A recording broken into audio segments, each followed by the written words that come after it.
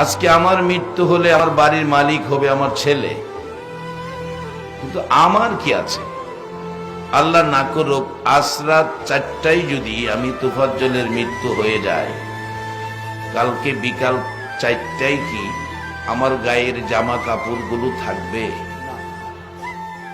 এই জামা কাপড়গুলো খুলে আমাকে সাদা কাফন পরানো হবে। সাদা কাফন পরাইয়া এমন একটা দেশে পাঠাবে, যেই দেশে শুধু যাওয়ার গাড়ি আছে, আসার কোনো গাড়ি নাই।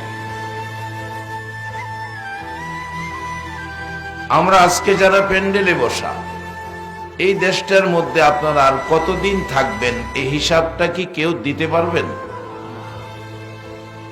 তাহলে এই দেশে আমার বলতে কিছুই নাই, কতদিন থাকবো হিসাবও দেওয়ার ক্ষমতা নাই। তাহলে এই দেশে আমি কিছুই না। এই দেশে আমি এমন একটা অবস্থায় আছি, একটা পাখির মতো। পাখি যেমন কিছুই নাই, গাছের ডালে থাকে, আমরা এমন একটা পাখির মতো আমরা উঠতেছি। বলবেন হুজুর তাহলে কিছু না থাকলে আমাদের তো কিছু দরকার।